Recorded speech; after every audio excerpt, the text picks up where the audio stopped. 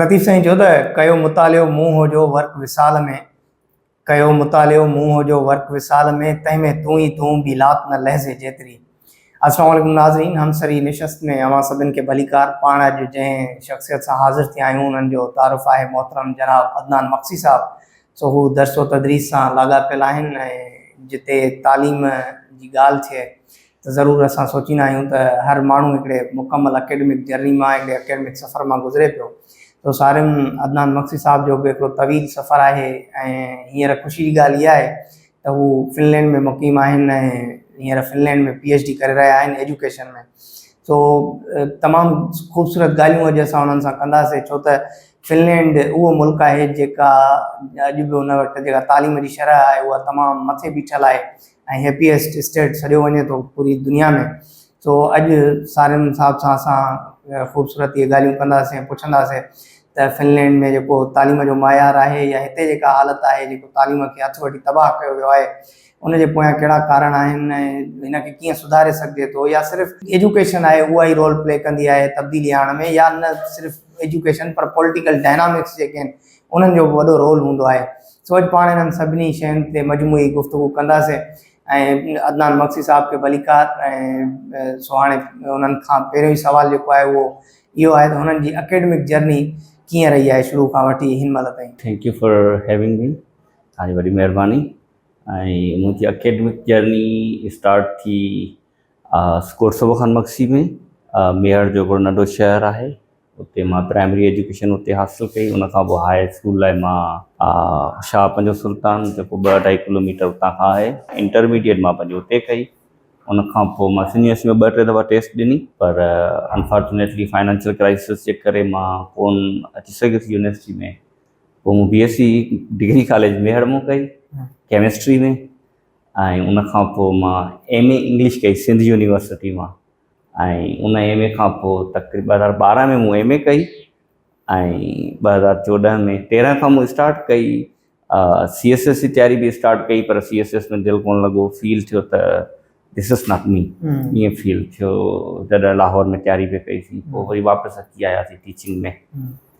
2013 खां टीचिंग पोइ स्टार्ट कई, 14 में यूनिवर्सिटी में लॻासीं जो टीचिंग असिस्टेंट, ऐं 2017 में मां कंफर्म लेक्चरर थियुमि यूनिवर्सिटी में। उनखां पोइ किताब पढ़ण जो इलाही हुयो, as a student of literature शुरू खां वठी किताब जाम पढ़ियासीं। ॿियो बैकग्राउंड बि थोरो लिटरेरी आहे, मुंहिंजो बाबा साईं कुझु शाइर बि आहे ऐं 4-5 किताब बि लिखिया अथई, त किताबनि सां शुरू सां हुयो अटैचमेंट हुई हिकिड़ी, त जाम किताब पढ़ियासीं। ऐं लिटरेचर में पर्टिकुलरली कुझु अहिड़ियूं ॻाल्हियूं हुयूं जन फोर्स कयो त फ़लसफ़े खे पढ़िजे, ऐं उनखां पोइ फ़लसफ़े पढ़ण जी स्टार्ट कईसीं। कुझु किताब पढ़ियासीं, कुझु दोस्तनि जी, कुझु टीचर्स जी गाइडेंस में। उनखां पोइ फ़लसफ़े जो हिकिड़ो शौक़ु पैदा थियो त पोइ दिलि चयो त हिकिड़ी मास्टर्स फ़लसफ़े में बि कजे। 2018 में मां चाइना वियुसि, वुहान यूनिवर्सिटी ऑफ चाइना मां मूं मास्टर्स कई फ़लसफ़े में।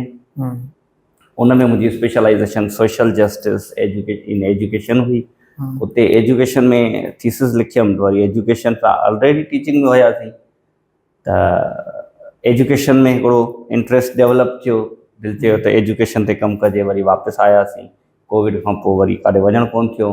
2024 में वरी मूं फिनलैंड अप्लाई कयो PhD लाइ, कयो त 22-23 में बि, पर उन टाइम कोन निकिरी सघियासीं। 24 में थी वियो कमु, सॼो प्रोसेस वग़ैरह कराए 24 में मां PhD लाइ निकिरी वियुसि। हींअर मां PhD कयां पियो उते, ऐं मां एज़ अ लेक्चरर बि आहियां तव्हांजे ख़बर हूंदी सिंध यूनिवर्सिटी दादू कैंपस में, उते मां स्टडी लीव ते आहियां। सही। अच्छा, अदनान साईं तव्हां खां जीअं हाणे ॿुधायो तव्हां त वुहान यूनिवर्सिटी में तव्हां जेका फ़िलोसॉफी में मास्टर्स कई, असां वटि हिते हिकिड़ो ॾिठो वियो आहे त क्रिटिकल थिंकिंग जेका डेवलप नथी थिए ऐं असां में जेको उहो जेका असांजी सोच सम्झ आहे उहा हिकिड़ी बिल्कुलु जीअं चइजे त सिधी वाट ते हलण वारी आहे। ऐं उन में असां वटि को सवाल, जीअं त फ़िलोसॉफी में इम्पोर्टेंट सवाल खे हूंदी आहे, जवाब खे न हूंदी आहे, त सवाल करणु असांखे सेखारियो ई न वियो आहे। त इहा क्रिटिकल थिंकिंग जेका आहे उहा फ़िलोसॉफी जे ज़रिए ई हासिलु थी सघे थी। हाणे तव्हां ॾिसो था त हिते सिंध में फ़िलोसॉफी केतिरी उनजी अहमियत आहे या उनजी केतिरी अफ़ादियत आहे, त त इहो इन जे पोयां कहिड़ा कारण आहिनि जो हिते सिंध में फिलोसॉफी खे अहमियत नथी ॾिनी वञे? मां चवंदुसि त simply it is something that is the political will जेका आहे उहा नथी चाहे। पॉलिटिकल विल मां मुंहिंजो मुराद सिर्फ़ु पॉलिटिशियंस न, everyone like those who are running the country, उन्हनि जी विल न आहे त तव्हां आवाम खे क्वेश्चन करणु सेखारियो। अदरवाइज़ आई थिंक फिलॉसफी उहा फील्ड आहे जेकॾहिं तव्हांखे कंहिं बि शागिर्द खे या जनरली कंहिं प्रोफेशनल खे इंसान खे तव्हांखे कामयाबु करिणो हुजे, उनजा थिंकिंग स्किल्स, उनजा क्रिटिकल थिंकिंग स्किल्स तव्हांखे डेवलप करणा हुजनि त I think philosophy is the best field to go with. ऐं अनफॉर्चुनेटली असां वटि ईअं कोन्हे को। असां वटि तव्हां पूरे पाकिस्तान में जॾहिं मां हीअ फिलॉसफी में मास्टर्स पे कई त मां कोशिशि कई त मां कंपेरेटिव स्टडी कयां चाइनीज़ फिलॉसफी ऐं पाकिस्तान में जेके फिलॉसफर्स आहिनि जेके उन्हनि ते कमु कयां। त मूं जॾहिं फिलॉसफी जा डिपार्टमेंट ॾिठा त मूंखे इलाही दुख पियो थिए। त मां चयो जीअं सिंध यूनिवर्सिटी जो फिलॉसफी जो डिपार्टमेंट आहे, तव्हां ॾिसंदो त फाइनल में तव्हां बैच ईंदी आहे 150 145 जी, फाइनल में जॾहिं तव्हां ॾिसंदो त उन में 15 खां 16 उहे स्टूडेंट हूंदा आहिनि जेके हिकु अधु भले उन मां उहो हूंदो जिन में वाक़ई में इंट्रस्ट हूंदो, बाक़ी ॿिया अहिड़ा हूंदा जंहिंखे ॿी का वाह कोन हूंदी, मोस्ट प्रोबेबली ईअं ई हूंदो आहे। त असां वटि फ़लसफ़े जो अहिड़ो हाल आहे। पर अगरि AI जे दौर में ॾिसिजे हींअर जेका रेलेवेंस जेका फ़लसफ़ो पूरी दुनिया पाकिस्तान में न सिर्फ़ु बल्कि मोस्ट ऑफ द वर्ल्ड में पंहिंजी हिकिड़ी रेलेवेंस विञाए वेठी हुई फिलॉसफी, पर्टिकुलरली आफ्टर AI उनजी न हिकिड़ो रीबर्थ जंहिंखे चऊं, री इमर्जेंस थी आहे इन फील्ड जी। हींअर AI ते जेको बि कमु थिए पियो उन में तव्हां ॾिसंदो उन में 60-70% जेका रिसर्च प्रोड्यूस थिए थी पर्टिकुलरली इन यूरोप, उहा फ़लसफ़ो या जेके एथिकल इशूज़ आहिनि AI सां, AI एथिक्स जंहिंखे चऊं था पाण, उन सां रिलेटेड आहिनि। तव्हांखे तक़रीबन रिसर्च इन सां ई मिलंदी त भई इन सां AI जे अचण सां डिफरेंट फील्ड्स में एथिकल इशूज़, पर्टिकुलरली मां जीअं एजुकेशन में कमु पियो कयां त असां एजुकेशन ते ॻाल्हाईंदा आहियूं त भई जीअं अकेडमिक इंटीग्रिटी जा, प्लेजरिज़म जा या डिफरेंट अदर जेके ट्रांसपेरेंसी बायस वग़ैरह जा इशूज़ थियनि था, त हींअर त हुनजी रेलेवेंस जेका आहे उहा इलाही वधी वई आहे। पर अनफॉर्चुनेटली अञा बि असां वटि उनखे एतिरो हू कोन थो ॾिनो वञे, इनकरेज नथो कयो वञे। ऐं सिंपली इहो आहे त असां वटि आई डोंट नो हिते चवणु खपे या न चवणु खपे, असां वटि न माण्हुनि खे हिकिड़ो लकीर जो फ़क़ीर ठाहिणो आहे। ऐं जीअं हो नॉम चॉम्स्की चयो आहे न त हिकिड़ो मैन्युफैक्चरिंग कॉन्सेंट वारो सेटअप आहे जेको शुरू खां वठी उन्हनि खे अर्ली चाइल्डहुड खां अची वेंदे हायर एजुकेशन ताईं वेंदे प्रोफेशनल लाइफ ताईं उन्हनि खे उहो ई डेवलप करिणो आहे। उनजे करे फ़लसफ़े खे कोन पढ़ाए वञे। अगरि मुंहिंजे वस में हुजे त मां फ़लसफ़े खे from the very start till the higher education compulsory कयां, बिकॉज़ मूं वटि पर्सनली जेका हूअं त थोरो घणो सिखियासीं, पर जेका क्रिटिकल थिंकिंग मुंहिंजी पर्सनल डेवलप थी या थिंकिंग स्किल्स जेके डेवलप थिया, those were after studying different masterpieces of philosophy. सही। इहो शेख अयाज़ पंहिंजी ऑटोबायोग्राफी में लिखियो आहे त जॾहिं ज़ुल्फ़िकार अली भुट्टो इनॉग्रेशन करणु आयो सिंधियोलॉजी जी, त हुन थोरो मतिलबु तंज़ कंदे चयोसि तो मूंखां ग्रांट एतिरी वरिती सिर्फ़ु ऐं हीअ अजरकूं ऐं दिला रखण जे लाइ। त अयाज़ पंहिंजो ॿुधायूं त सॼो ख्वाबु विजन त सिंधियोलॉजी जो जेको विजन हो उहो पूरो ट्रांसलेशन ब्यूरो जो, ऐं उन ट्रांसलेशन ब्यूरो में इहो ई हो त मुंहिंजा असांजा सिंध जा जेके ॿार आहिनि उहे from the primary level to the higher education उहे प्लेटो खे सोक्रेटिस खे पढ़नि त मां उन्हनि जो पोइटिक्स ऐं आर्ट ऑफ पोइट्री सभु तर्जुमो करायां। त हू मतिलबु अहिड़ो विजन खणी आयो। त तव्हांजी ॻाल्हि दुरुस्त आहे त असां वटि इन शइ खे आची ॾिनी न वई आहे। अच्छा, हाणे जीअं त हाणे तव्हां फिनलैंड में आहियो, हींअर हुते तव्हां टीचिंग बि कयो था, गॾोगॾु तव्हां PhD बि कयो था ऐं तव्हांजी मास्टर्स बि आहे एजुकेशन में हुते, उन खां पोइ तव्हां हींअर वरी PhD में बि आहियो। त तव्हां कंपेरेटिवली जेकॾहिं अगरि ॾिसो त हिते जी एजुकेशन खे हथु वठी तबाह कयो वियो आहे। हिते जी एजुकेशन में नाल तरीन माण्हू भर्ती थियल आहिनि from the very bottom to the upper level. ईअं न आहे त को प्राइमरी में को कॉम्पिटेंट माण्हू आहिनि त वरी यूनिवर्सिटी में ॾाढा जेको आहे इनकॉम्पिटेंट, ईअं न आहे। प्राइमरी में बि साॻी हालत आहे त तव्हांजी यूनिवर्सिटी में त नाल तरीन माण्हू वेठल आहिनि, नाल तरीन माण्हू। मां बार बार चवंदुसि त हुननि खे ख़बर ई न आहे त 21 सदीअ सां गॾु कीअं हलिबो आहे, कीअं पढ़ाइबो आहे। सो इन जे पोयां कहिड़ो कारण आहे ऐं तव्हां जेकॾहिं अगरि फिनलैंड जी एजुकेशन खे हिन सां कंपेरेटिव एनालिसिस कयो पंहिंजे हिन सां, त तव्हांखे कीअं थो नज़र अचे? सभ खां पहिरियां त जीअं तव्हां चयो त हेठियां खां वठी प्राइमरी खां वठी यूनिवर्सिटी ताईं न आयल माण्हू वेठल आहिनि।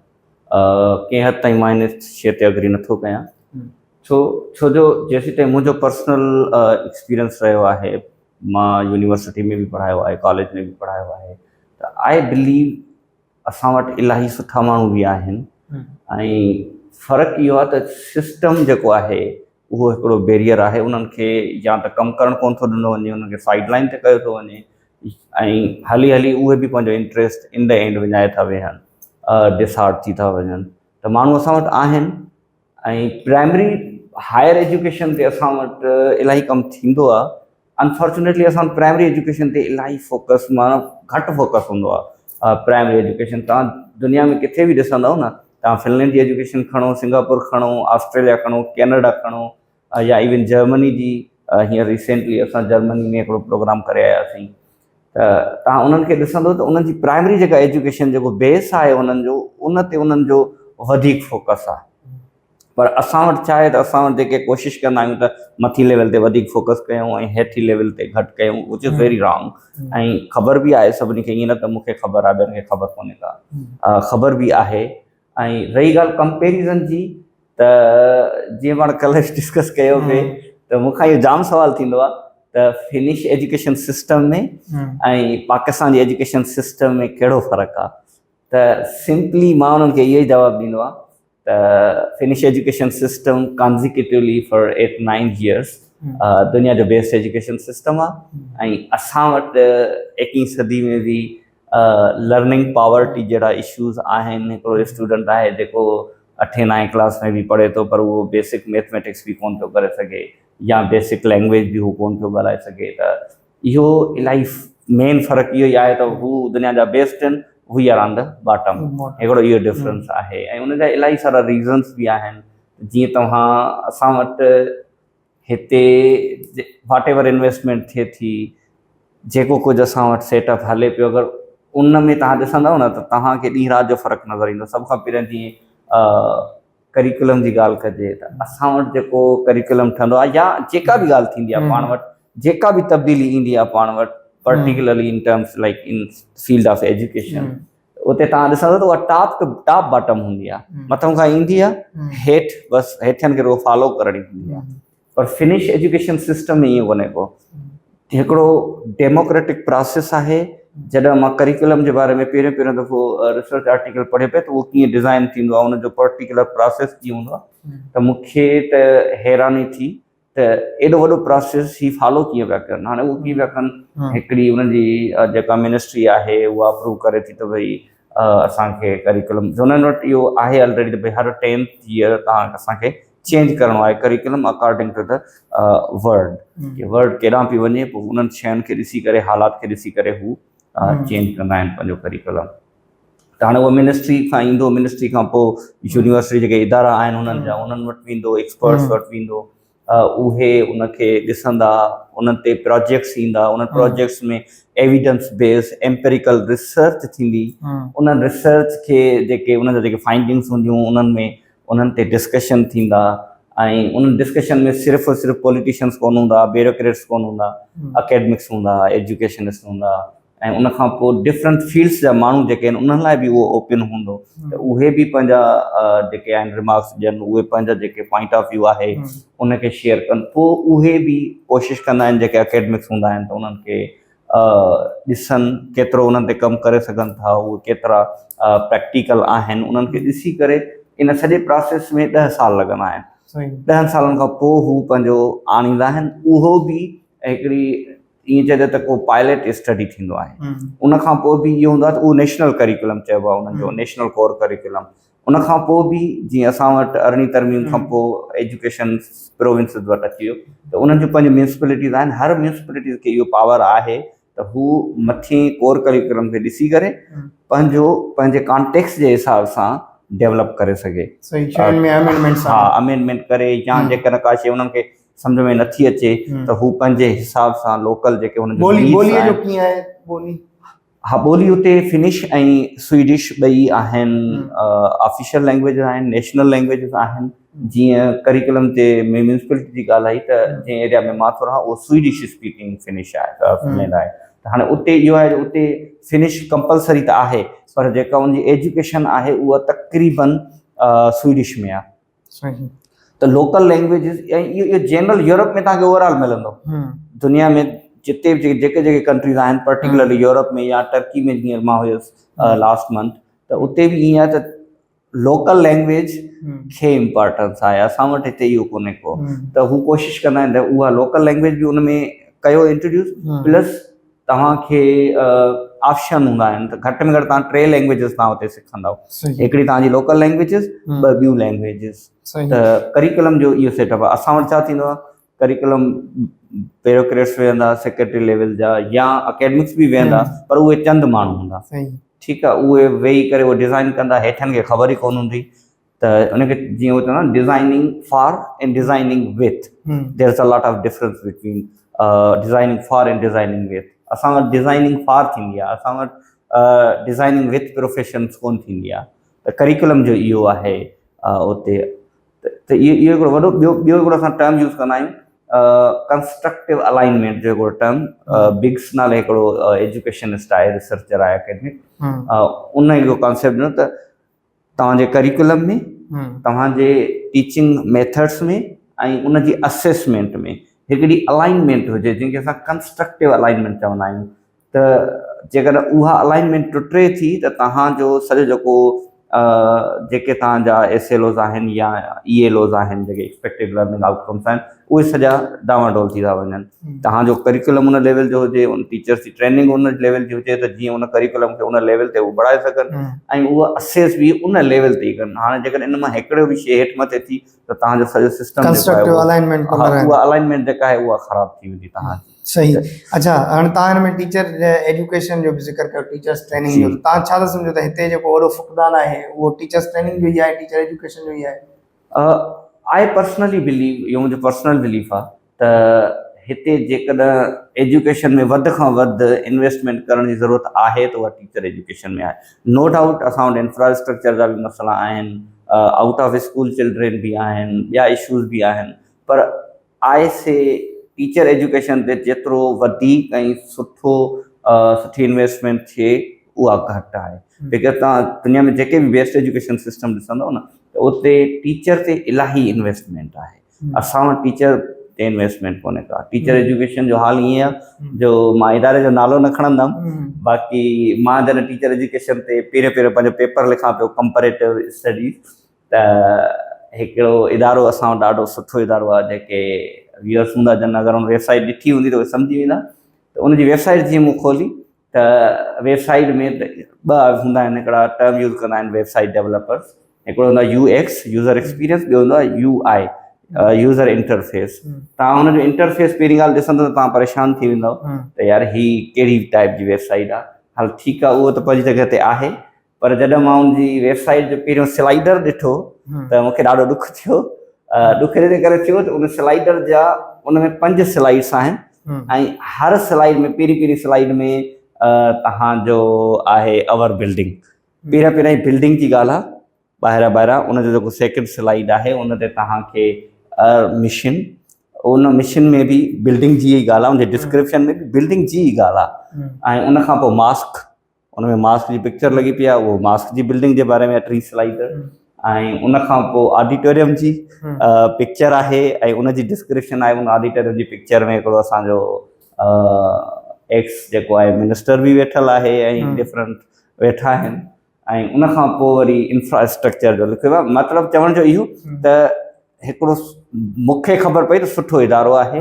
ऐं मां जॾहिं हुनजी वेबसाइट खोली त मूंखे इलाही दुख थियो त रुॻो बिल्डिंग जी ॻाल्हि हुई स्टार्टिंग में ई, ऐं हुनजे मेन जेको इंटरफेस आहे वेबसाइट जो हुन में त या तव्हां हुन पाइट जी त नथा ॻाल्हि कयो जेका साइट मां नालो न खणंदुमि, बाक़ी सम्झण वारा सम्झी वेंदा। सही। अच्छा ठीकु आहे। हाणे हिकिड़ो त जेको फिनलैंड जी जेका एजुकेशन आहे उहा दुनिया में कंसीडर कई थी वञे बेस्ट एजुकेशन, ठीकु आहे। इन खे हिननि इम्प्रूव जेको आहे त को वन नाइट में त न कयो हूंदो, न। ज़ाहिर आहे इहा हिकिड़ी ज़ाहिर आहे। स्ट्रगल हूंदी या हिकिड़ी डे नाइट जो सफ़र हूंदो।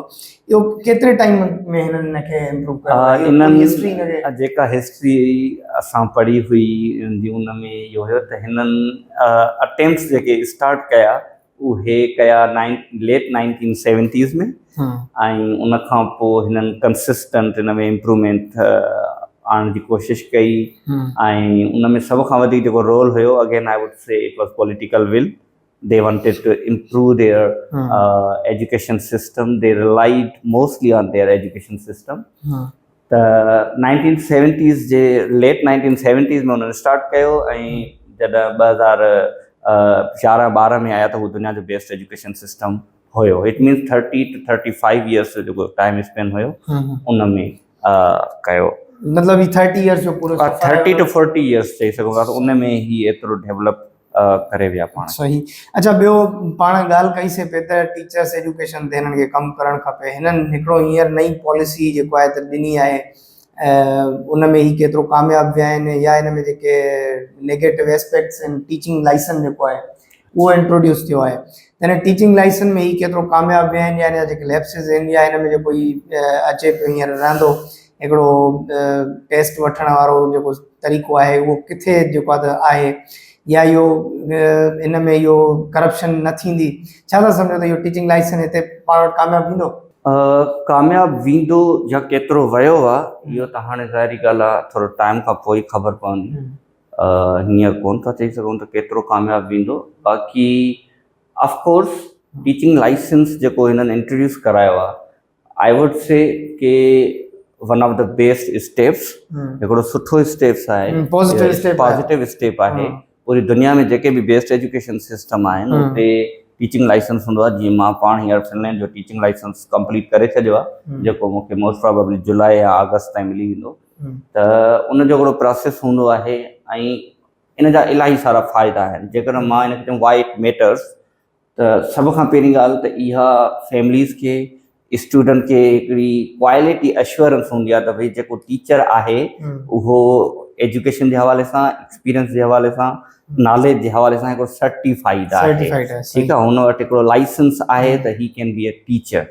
ठीकु आहे, इहा हिकिड़ो हुनजो पॉजिटिव एस्पेक्ट आहे. उन खां पोइ टीचिंग एज़ अ प्रोफेशन खे सोशल रिकग्निशन जेका आहे उहा बि इन लाइसेंस सां मिले थी. This is also one of the positive aspects of it. उन खां पोइ हिकिड़ी कंटिन्यूअस जेका प्रोफेशनल डेवलपमेंट थींदी आहे जेका लाइसेंस जे थ्रू, त भई तव्हां वटि लाइसेंस अची वियो त इहो मतिलबु न आहे त तव्हां अपॉइंट थी वियो हिकिड़ो दफ़ो त बसि तव्हां उन ई नॉलेज ते हलंदव.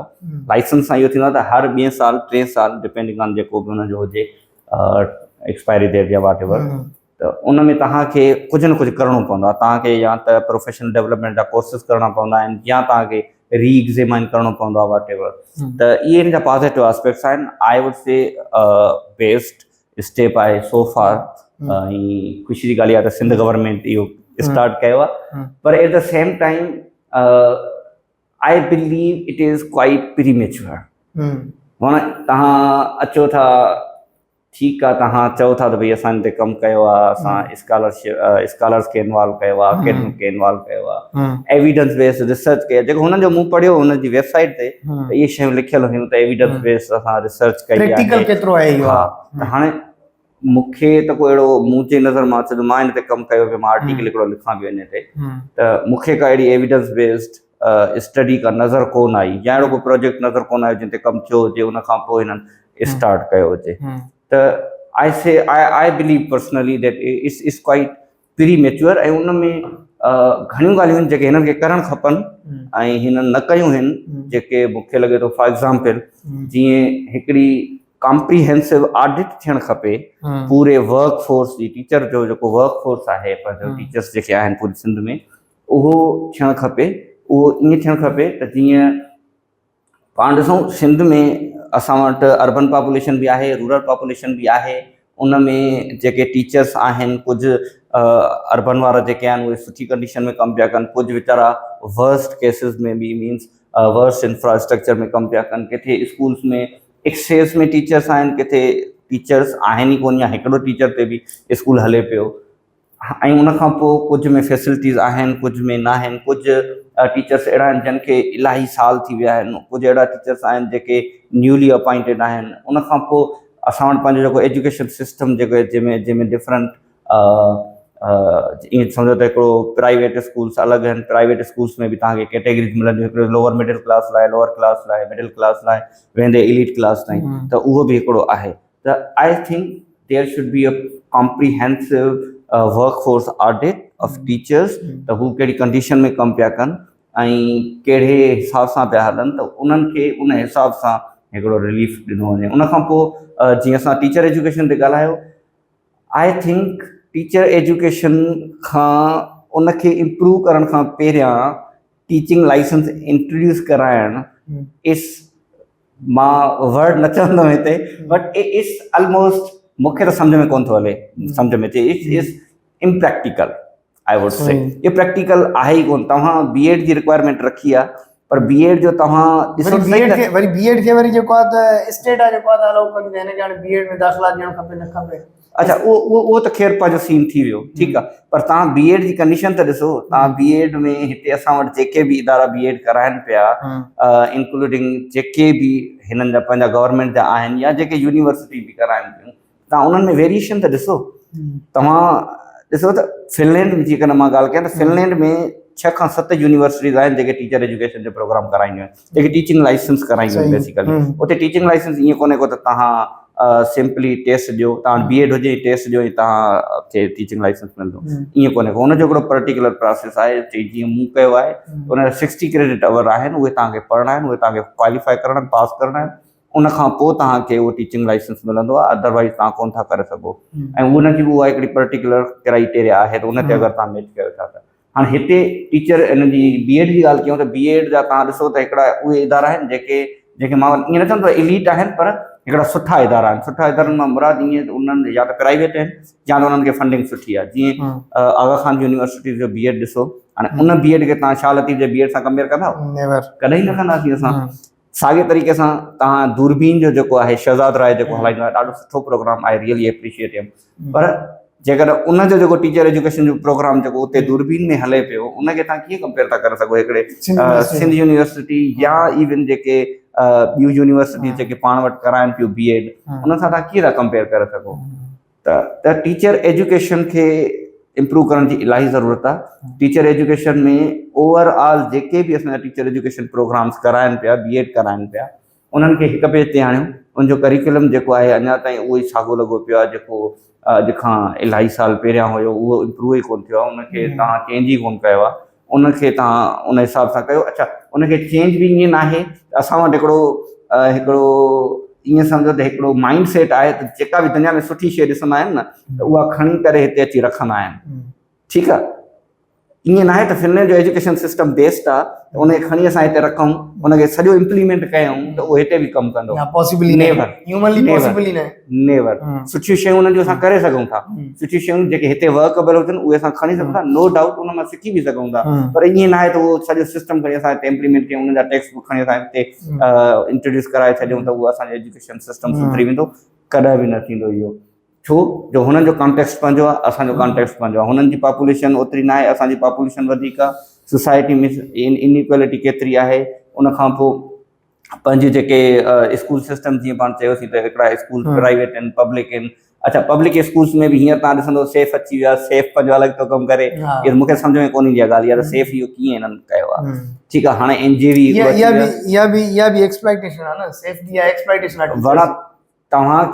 तव्हांजा पंहिंजा इदारा, तव्हांजी पंहिंजी बजट आहे। ठीकु आहे, उहा बजट तव्हां डिफरेंट ॿियनि माण्हुनि खे ॾियो था, त उहे यूज़ करे उहो स्कूल हलाइनि पिया, उहा तव्हां पंहिंजे स्कूल खे इम्प्रूव कोन पिया कयो। मूंखे पर्सनली सम्झ में कोन ईंदो आहे। ठीकु आहे, त तव्हांखे इन्हनि शयुनि ते इलाही कमु करणो पवंदो। उन खां पोइ ई तव्हां जेकॾहिं लाइसेंस कयो त that would be far better. उन खां पोइ जेकॾहिं जीअं असां चयोसीं हिकिड़ा टीचर्स उहे आहिनि जेके इलाही एक्सपीरियंस्ड आहिनि, ऐं हिकिड़ा उहे आहिनि जेके न्यूली अपॉइंटेड आहिनि। हाणे उन्हनि में फ़र्क़ु हूंदो, ज़ाहिर सी ॻाल्हि आहे। हुननि जेका पास्ट में डिग्री कई हूंदी, जेके उन्हनि जो एजुकेशन हूंदी, जेका हींअर जी एजुकेशन आहे, उन में ॾींहुं राति जो फ़र्क़ु आहे। उन में इलाही सारियूं ॻाल्हियूं आहिनि। उन खां पोइ उनजे लाइ इहो आहे त तव्हां हिकिड़ो हिकिड़ो ट्रांज़िटिव सेंसिटिव हिकिड़ो लाइसेंसिंग कयो जंहिंमें उन जो हिकिड़ो ट्रांज़िशन हुजे त भई हिकिड़ो टीचर आहे उनखे उनजी प्रायर जेका नॉलेज आहे उनखे तव्हां कयो, एक्नॉलेज कयो, उनखे रिकग्नाइज़ कयो, पोइ उनजे हिसाब सां उनजी प्रोफेशनल डेवलपमेंट कयो, पोइ उनखे तव्हां आणियो। अच्छा, ॿियो जेको मसइलो जीअं लाइसेंस सां इहो बि आहे त जीअं मां तव्हांखे पहिरियां बि चयो त असां वटि इहो थींदो आहे त मथां टॉप डाउन अची बसि वेहारे छॾींदा आहिनि। हाणे मां लास्ट वीक पंहिंजे ॻोठ जे भरिसां हिकिड़ो हाई स्कूल आहे, उते मुंहिंजो वञणु थियो, किथे ताज़ियत करणी हुई त वरी स्कूल जो भरिसां हुयो, उताग जे भरिसां हुयो, त मूंखे ईअं थियो त मुंहिंजे वारा चकर लॻाए अचां। उते मां हिकिड़े टीचर ॾे वियुसि, उन खां मूं पुछियो, मां चयो यार इहो टीचिंग लाइसेंस जेको आहे इंट्रोड्यूस करायो आहे सिंध गवर्नमेंट, त उनजे लाइ तूं छा चईं, तोखे छा तयारी वारी करी थो, छा सेटअप आहे? यार मूंखे त ख़बर ई न आहे इहो छा थींदो आहे, कीअं थींदो आहे। त माना जेके रूरल एरियाज़ में जेके टीचर कमु कनि पिया, ख़ासि तौर ते उहे जेके न सीनियर्स आहिनि, अवेयरनेस उनखे ख़बर ई न आहे, उनखे ख़बर ई न आहे। तव्हां डिज़ाइन फार त कयो पिया, डिज़ाइन विथ न पिया कयो। हिकिड़ो डेमोक्रेटिक प्रोसेस हुजणु खपे जंहिंमें तव्हां हिकिड़ो ओपन हिकिड़ो स्पेस रखो, जंहिंमें जेके टीचर्स आहिनि पहिरियां तव्हां हुनखे ॿुधायो, हुनखे अवेयर कयो, हुनखे ट्रेन कयो, उनखां पोइ उन्हनि खां उनजा व्यूज़ त वठो।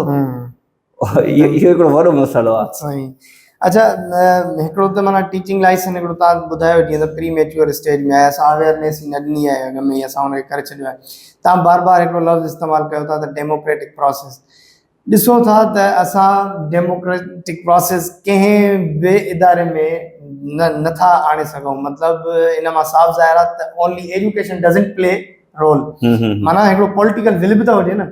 माना तव्हांजे चवण जे मुताबिक़ त हिकिड़ो पॉलिटिकल डायनामिक्स जेका आहे उहा ई सोसाइटी खे तब्दील करे सघे थी, ईअं आहे?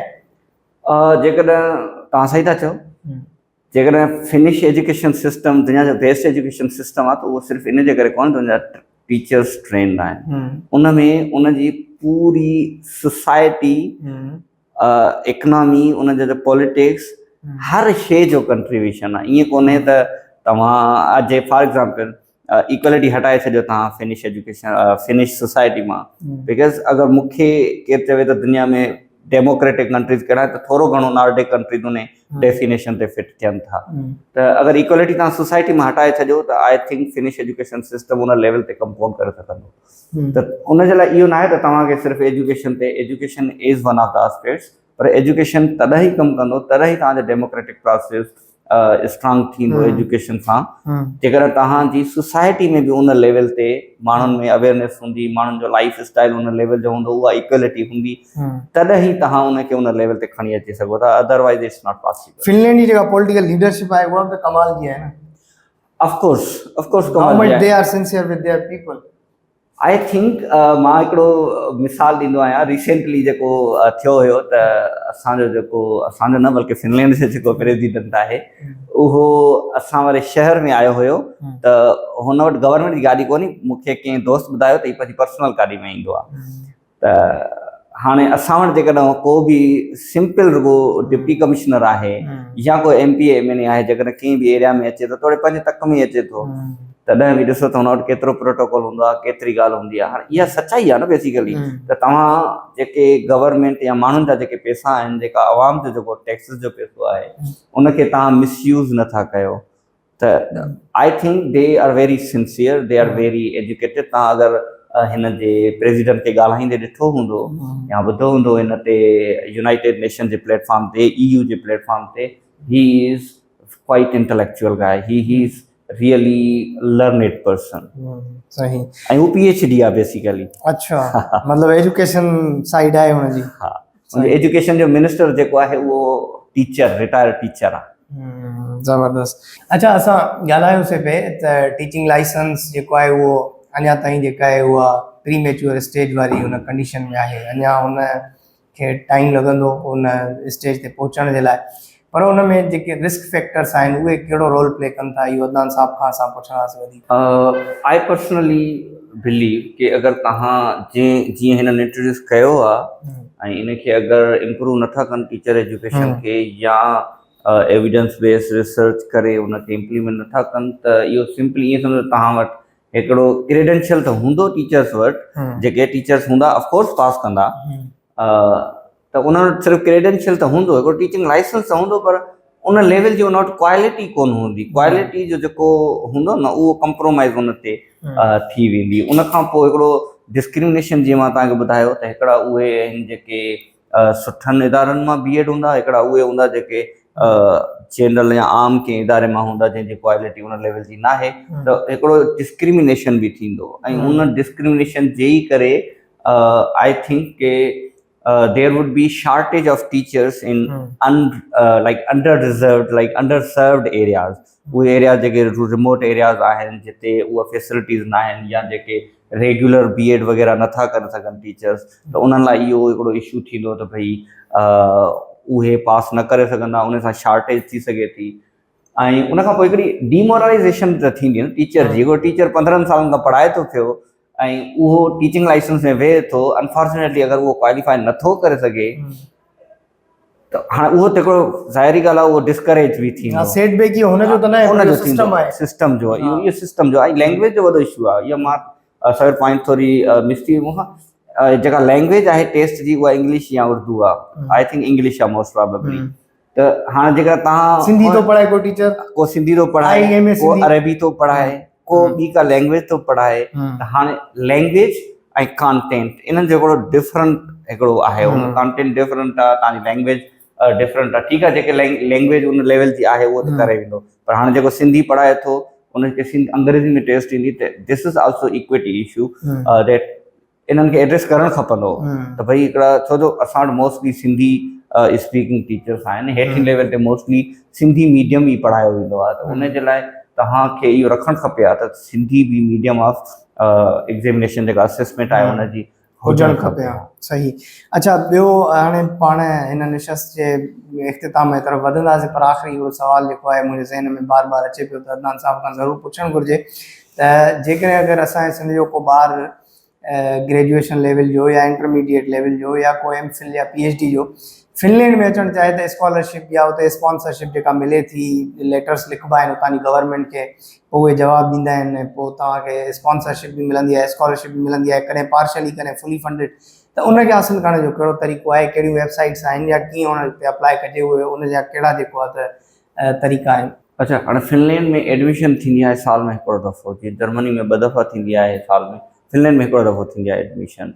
उहा थींदी आहे जनवरी जे 1st वीक खां 3rd वीक ताईं। ये 3 वीक सिर्फ़ु हुनजी एप्लीकेशन हूंदी आहे बैचलर मास्टर्स लाइ। त जेकर तव्हां बैचलर में अप्लाई कयो था त उनजो एग्ज़ाम बि थींदो आहे, उन लाइ आइल्स मस्ट हूंदी आहे, तव्हां वटि आइल्स जो हुजणु लाज़मी आहे। तव्हां वेदर बैचलर पिया कयो या मास्टर पिया कयो, हाणे इहो टाइम पीरियड हूंदो आहे। जेकॾहिं तव्हांखे अप्लाई करिणो आहे त तव्हांखे पंहिंजी आइल्स या जेके बि डॉक्यूमेंट रिक्वायर्ड हूंदा आहिनि उहे तव्हांखे जनवरी खां पहिरियां तव्हां वटि ऑलरेडी हुजणु खपनि। त उहो एप्लीकेशन हिननि जी इलाही आसान आहे। हिननि जो हिकिड़ो प्लेटफॉर्म आहे study.info, स्टडी इन फिनलैंड या स्टडी इन्फो। त उन में तव्हां वेंदव, उन में पूरी हुननि जी जेके बि इंग्लिश मीडियम जेके बि कोर्सिस आहिनि उन्हनि जी लिस्ट आहे। तव्हां पंहिंजे उनखे फिल्टर कंदव, उनते पंहिंजी फील्ड लिखंदो, उनखे इंग्लिश मीडियम सिलेक्ट कंदो, त उन ते जेके बि यूनिवर्सिटीज़ में उनजा प्रोग्राम्स हूंदा उहे तव्हांजे साम्हूं अची वेंदा। उन्हनि जी तव्हां रिक्वायरमेंट ॾिसो, जंहिं ते तव्हां पूरा लहो था, एप्लीकेशन फिल कयो। हिकिड़ी एप्लीकेशन थींदी आहे, उन एप्लीकेशन में तव्हां 5 खां 6 प्रोग्राम्स में अप्लाई करे सघो था। उनजी फ़ी €100 हूंदी आहे, जेका एप्लीकेशन फ़ी हूंदी आहे। पोइ विदिन जनवरी में ख़तमु थींदी आहे, मार्च जे एंड में या अप्रैल में तव्हांखे उनजा अची वेंदा आहिनि। बाक़ी स्कॉलरशिप जो को अलॻि फॉर्म वग़ैरह कोन हूंदो आहे हिन में, इहा सुठी ॻाल्हि हूंदी आहे। त तव्हांखे सिर्फ़ु एप्लीकेशन दौरान उन में हिकिड़ो क्वेश्चन हूंदो आहे भई whether you want to be consider for scholarship और नॉट। जेकर तव्हां उते येस कंदव त तव्हांखे हू स्कॉलरशिप में ऑटोमेटिक कंसीडर कंदा, जेकॾहिं तव्हांजो प्रोफाइल उन लिस्ट में अचे थो त। जेकर तव्हांजो प्रोफाइल उन लेवल जो आहे त उहो ऑटोमेटिक तव्हांखे ॿियो कुझु बि कोन कंदा। ऐं ॿियो जेकॾहिं कंहिंखे न आहे स्कॉलरशिप में, पोइ उते वञी स्पॉन्सरशिप वठणु चाहे थो, उहो थोरो ॾुखियो आहे। पीएचडी जो ईअं हूंदो आहे त तव्हां फर्स्ट ईयर में तव्हां वेंदा आहियो त उन में तव्हांखे कोन हूंदी आहे, पंहिंजो स्पॉन्सरशिप कोन हूंदी आहे। तव्हां वेंदा आहियो, तव्हांजी फ़ी कोन हूंदी आहे, भई ख़र्च वग़ैरह तव्हांखे पाण खे करिणो पवंदो आहे। उन खां पोइ उते डिफरेंट उन्हनि जूं ऑर्गेनाइज़ेशन्स आहिनि जिन ते तव्हांखे अप्लाई करिणो पवंदो आहे फंडिंग जे लाइ, उहो मोस्ट प्रोबेबली मिली वेंदी आहे। सही त उन जो प्रोसेस कीअं हूंदो आहे स्पॉन्सरशिप जो कि ईअं लिखो आहे उहो लिखिबो, उहो बेसिकली ईअं थींदो आहे PhD लाइ तव्हां जॾहिं फिनलैंड में अप्लाई कंदा तव्हांखे प्रोफेसर्स खे पहिरियों अप्रोच करिणो पवंदो। तव्हां वटि घटि में घटि 2 प्रोफेसर अग्री कनि जेके तव्हांखे सुपरवाइज़ करण लाइ राज़ी हुजनि। पोइ उहे तव्हांखे लेटर ॾींदा, उहो लेटर अगरि तव्हां वटि हूंदो त तव्हां अप्लाई करे सघो था, अदरवाइज़ तव्हां कोन था करे सघो। मोस्ट यूनिवर्सिटीज़ में ईअं ई हूंदो आहे। सही, तमामु घणी महिरबानी अदनान मक्सी साहब जी जिन असांजे आनसरी निशस्त जे लाइ टाइम कढियो। सो तव्हां सभिनी जी वॾी महिरबानी। हाज़िर थींदासीं ॿिए दफ़े कंहिं ॿिए महिमान सां, कंहिं ॿिए किताब सां। अलाह भाई।